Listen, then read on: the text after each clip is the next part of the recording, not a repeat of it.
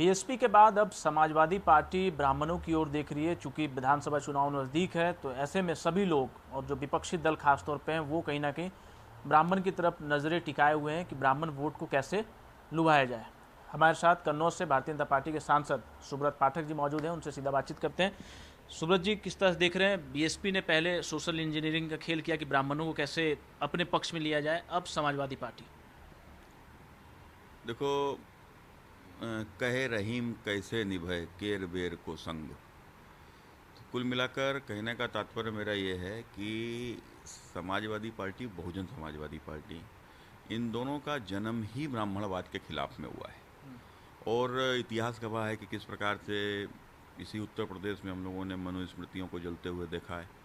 इसी उत्तर प्रदेश में लोगों के द्वारा रामायण को जलाते हुए देखा है, राम को गाली देते हुए देखा है, राम भक्तों के ऊपर गोली चलाते हुए देखा है, और भगवान राम का मंदिर राम के जन्म स्थान पर न बने इसको लेकर लोगों को प्रयास करते हुए देखा है।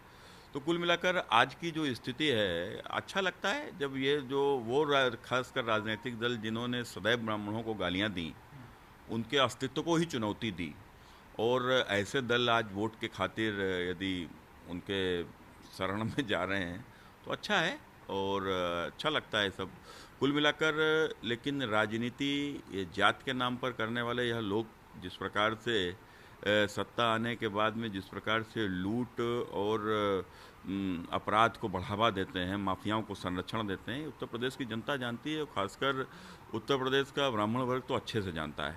तो रही बात 2007 की, तो 2007 की परिस्थितियां थीं। 2007 में भारतीय जनता पार्टी उस समय पर कमज़ोर स्थिति में थी और मुलायम सिंह के समाजवादी पार्टी की सरकार के अत्याचारों से ब्राह्मण आजिज़ आया था और वो हर कीमत के ऊपर वो समाजवादी सरकार को उखाड़ कर फेंकना चाहता था।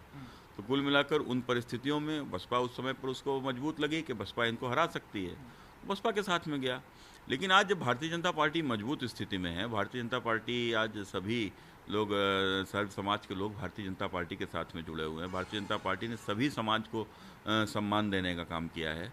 तो कुल मिलाकर ऐसे में अगर ब्राह्मण किसके साथ जाएगा, निश्चित रूप से राष्ट्रवादी लोगों के साथ ही जाएगा, राष्ट्रद्रोहियों के साथ। तो आप लोग भी नहीं सोच रहे क्या कि कोई ब्राह्मण सम्मेलन करने के लिए, क्योंकि बसपा ने भी कर लिया, आप समाजवादी पार्टी भी कर रही, हो सकता है कांग्रेस भी करे, तो क्या भाजपा नहीं सोच रही कि ब्राह्मण सम्मेलन किया जाए कुछ? देखो, ये लोग जातिवाद के नाम पर चुनाव लड़ते हैं, हम लोग राष्ट्रवाद के नाम पर चुनाव लड़ते हैं। इन्हें तो केवल वोट के समीकरण की गणित चाहिए भाई, कि अगर दो तीन जातियां, दो तीन बड़ी बड़ी जातियों को ठीक है आपने लेकर सरकार बना लोगे, आप दो तीन बड़ी जातियों का ये आप भला कर दोगे, जैसा होता है। मैंने सपा की सरकार रही उत्तर प्रदेश में, किसको लाभ मिला? बसपा की सरकार रही उत्तर प्रदेश में, किसको लाभ मिला? तो लेकिन भारतीय जनता पार्टी तो वो काम नहीं कर सकती है। अगर हम भी वही काम करेंगे, बड़ी जातियों की सुनी जाएगी, तो छोटी जातियों का क्या होगा? ऐसी तमाम सारी छोटी जातियां हैं जिनकी अपनी संख्या बहुत कम है। माने कहार है, कुम्हार है, लुहार है, नाई है, धोबी है, धानुक है, तेली है, चौरसिया है, भुर्जी है, ऐसी कितनी सारी जातियां पूरे देश में, उत्तर प्रदेश में खासकर भरी पड़ी हुई हैं, जिनकी अपनी छोटी छोटी संख्या है। तो इनका फिर क्या होगा? इनके साथ तो सदैव अन्याय होगा। पर अखिलेश यादव तो बार बार उत्पीड़न की बात करते हैं और अब खुशी दुबे का जिक्र सब लोग करने लगे हैं। बसपा की तरफ से सतीश चंद्र मिश्रा केस लड़ेंगे, समाजवादी पार्टी भी खुशी दुबे के साथ कहीं ना कहीं खड़ी, कांग्रेस भी, और अखिलेश यादव तो बार बार इस बात का जिक्र करते हैं कि उत्पीड़न हुआ है ब्राह्मणों का इस सरकार में, योगी के कार्यकाल में।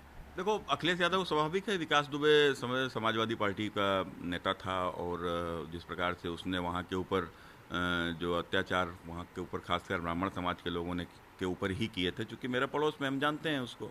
तो कुल मिलाकर उसने अत्याचार ही ब्राह्मणों के ऊपर किए, ब्राह्मणों की सर्वाधिक हत्याएं उसने की। तो एक ऐसे हत्यारे को अगर इस प्रकार की स्थिति हुई है तो अखिलेश को बुरा लगना स्वाभाविक है।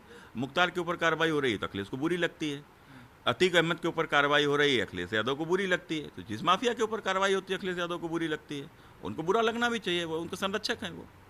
बहुत बहुत शुक्रिया। तो साफ तौर पे कहना है कि अखिलेश यादव को बुरा लगता है क्योंकि आतंकियों के खिलाफ में या फिर माफिया के खिलाफ में अगर कोई कार्रवाई होती है तो अखिलेश को बुरा लगना स्वाभाविक है। कैमरामैन रोहित के साथ रवि सर्राफ, भारत समाचार, दिल्ली।